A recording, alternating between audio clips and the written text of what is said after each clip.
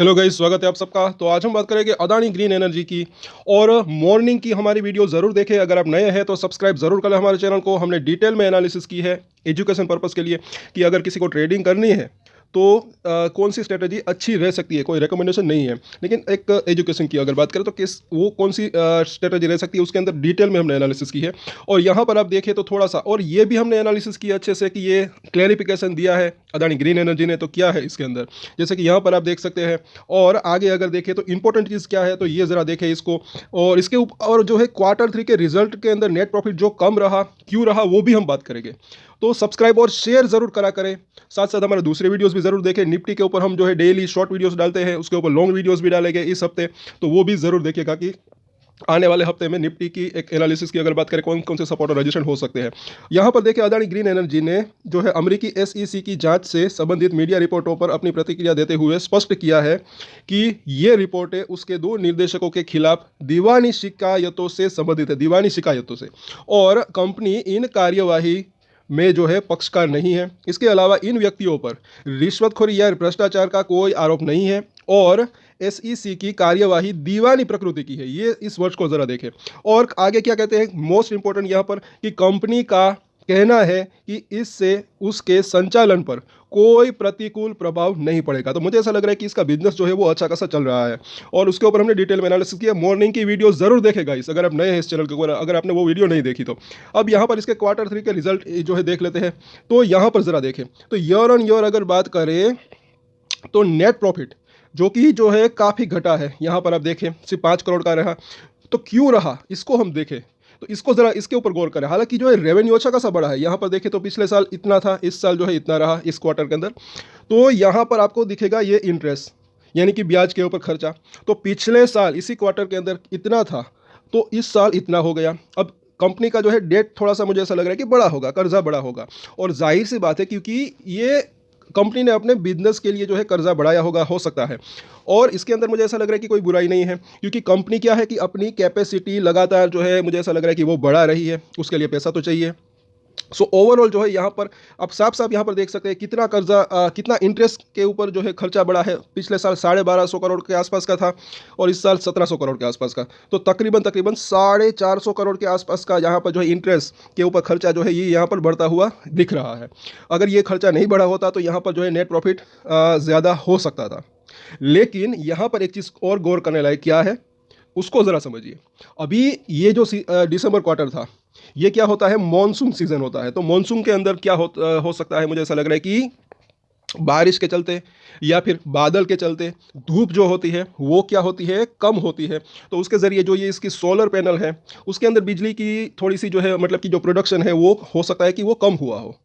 लेकिन अब क्योंकि जो है बारिश का सीज़न तो मॉनसून सीज़न तो जो है वो चला गया। तो अब आने वाले अगर बात करें क्वार्टर के अंदर जो है इसका बिजनेस जो है बढ़ने की संभावना रह सकती है, साथ साथ उसकी कैपेसिटी भी बढ़ने की संभावना रह सकती है। जैसे कि ये लगातार अपनी मुझे ऐसा लग रहा है कि कैपेसिटी बढ़ा रहा है। तो यहाँ पर भी आप पिछले साल पर भी क्या हुआ था ये ज़रा देखें। इसका रेवेन्यू ज़रा देखें तो वो बढ़ा था, उसके बाद और बढ़ा था जब आई थिंक जून महीने में जून क्वार्टर के अंदर आई थिंक समर सीजन होगा तब।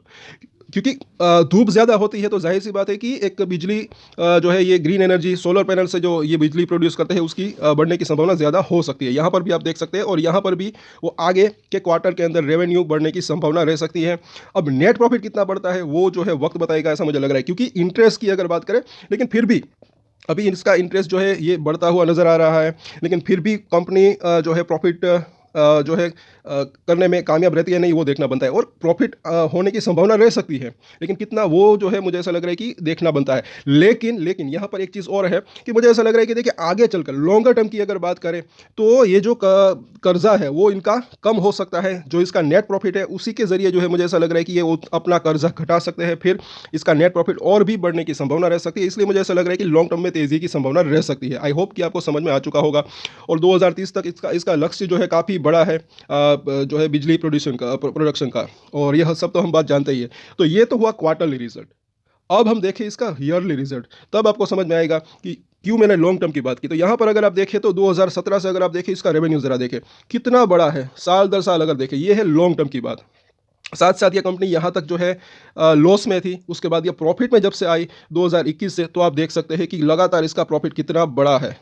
तो ये आप मतलब कि यहाँ पर आप देख सकते हैं। तो इसलिए मैंने कहा कि लॉन्ग टर्म में तेज़ी की संभावना रह सकती है। अभी मुझे ऐसा लग रहा है कि जो डेट या फिर कर्जा जो है वो शायद हो सकता है कि बड़ा हो, ऊपर हो, ज़्यादा हो, इस वजह से ये नेट प्रॉफिट जो इसका कम दिख रहा हो। लेकिन आगे चलकर लॉन्गर टर्म की बात करें तो कर्जा घट सकता है, उसके बाद नेट प्रॉफिट के अंदर एक बढ़ोतरी की संभावना रह सकती है, इसका ईपीएस बढ़ सकता है और उसके बाद शेयर के अंदर भी तेज़ी की संभावना रह सकती है। आई होप कि आपको समझ में आ रहा होगा। अब हम बात करें शॉर्ट टर्म की, तो यहाँ पर जो है अच्छी खासी जो गिरावट देखने को मिली, उसके बाद अब ये क्लैरिफिकेशन दिया कंपनी ने, तो मंगलवार को मुझे ऐसा लग रहा है कि बाउंस बैक की संभावना रह सकती है। लेकिन फिर भी हम जो है नीचे और ऊपर दोनों की ही बात करेंगे, यानी कि सपोर्ट और रेजिस्टेंट की, क्योंकि मुझे ऐसा लग रहा है देखिए स्टॉक मार्केट की अगर बात करें तो ऊपर और नीचे दोनों ही तरफ अगर हम नजर रखते हैं तो ज़्यादा बेहतर रह सकता है, ऐसा मुझे लग रहा है। तो 772 रुपये के आसपास का प्राइस है। तो पहले तो हम यहाँ पर बुलिंजर बैंक डेली चार्ट के ऊपर लगाते हैं, तो निचली लाइन जो है उसके भी नीचे गया, क्लोजिंग रही। तो मुझे ऐसा लग रहा है कि ऐसे सिचुएशन जो है ज़्यादा दिन तक नहीं रह सकती।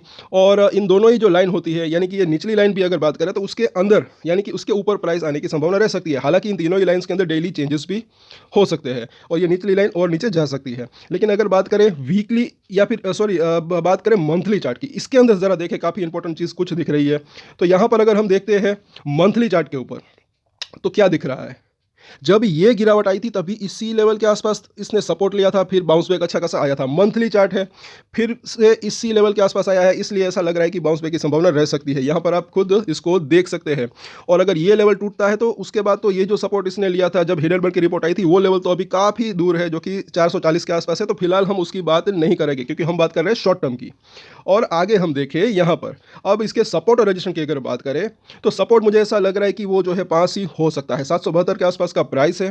पहला सपोर्ट एरिया इसका हो सकता है 750 के आसपास का जोन, अगर नीचे आता है तब की बात है। उसके नीचे की अगर बात करें तो 720, और उसके नीचे की अगर बात करें तो 690 से लेकर 700 के आसपास इसको अच्छा सपोर्ट मिलने की संभावना रह सकती है। उसके नीचे की अगर बात करें तो वो 650 के आसपास सपोर्ट मिल सकता है, लेकिन ये थोड़ा सा लेवल दूर है। लेकिन फिलहाल इसके ऊपर फिलहाल हम चर्चा नहीं करेंगे, लेकिन ये इसके ऊपर नजर रख सकते हैं। अब अगर बाउंस बैक आता है, मुझे ऐसा लग रहा है कि यहीं से बाउंस बैक की संभावना रह सकती है। तो पहला रजिस्टर एरिया नजदीक इसका जो हो सकता है वो है 825 रुपए के आसपास का जोन।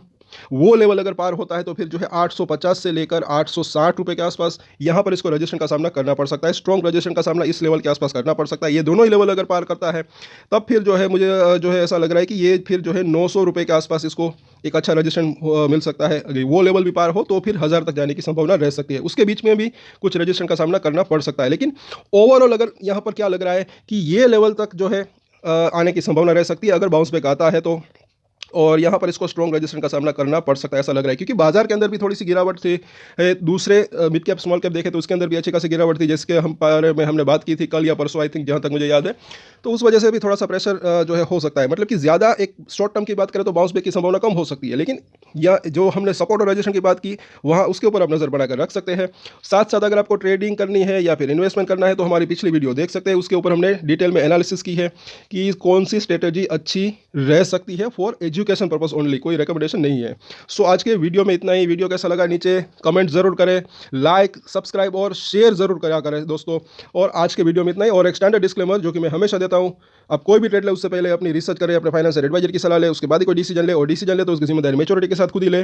ये वीडियो मैंने एजुकेशन पर्पस के लिए बनाई, मेरी तरफ से कोई भी बाय या सेल की रिकमेंडेशन नहीं है। Thank you.